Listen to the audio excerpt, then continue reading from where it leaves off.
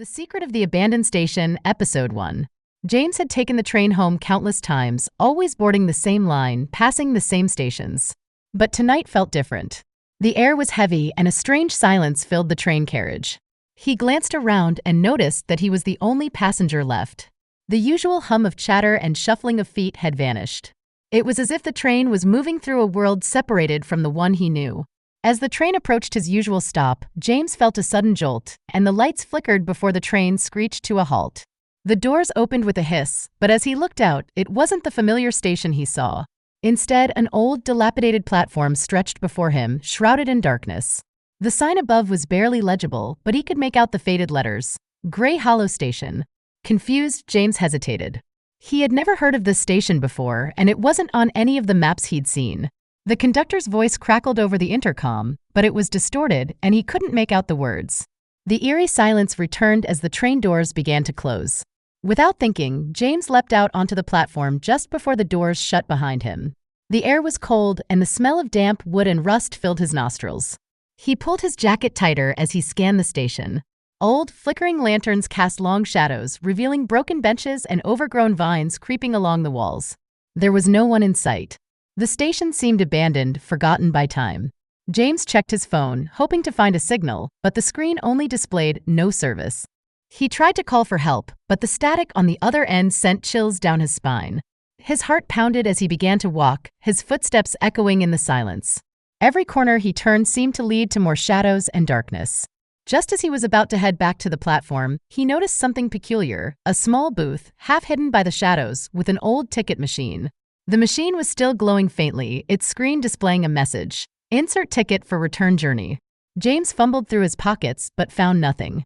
The idea of being stuck here unsettled him. Suddenly, a whisper broke the silence. It was faint, like the wind passing through the trees, but it was unmistakably a voice. "You shouldn't be here," it murmured. James spun around, his eyes scanning the darkness. There was no one there. He took a deep breath, trying to steady his nerves, but the whisper came again, this time louder. "Turn back while you still can." Ignoring the warning, James moved toward the booth, peering into its dim interior. He saw a stack of old tickets, each covered in dust. He reached for one, and as he touched it, a chill ran down his spine.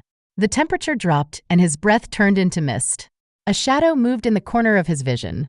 He turned quickly, but there was nothing but darkness. The whisper came again, this time in a different voice, a child's voice, echoing from deep within the station.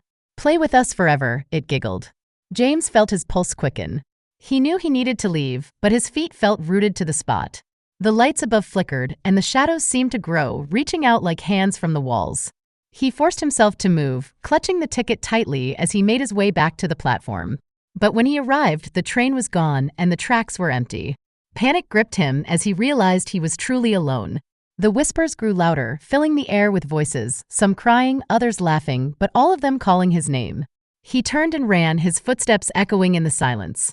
Every path he took seemed to lead him back to the same place, a dead end surrounded by shadows. The lanterns flickered one by one, plunging the station into darkness.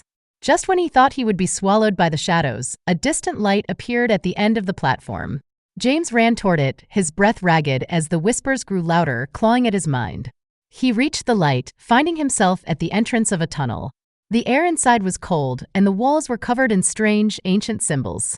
Taking one last look back at the station, James stepped into the tunnel, clutching the old ticket. The darkness enveloped him, and the whispers faded into the distance. But as he walked deeper into the tunnel, he felt eyes watching him from the walls. The sense of dread grew, and he knew this was just the beginning.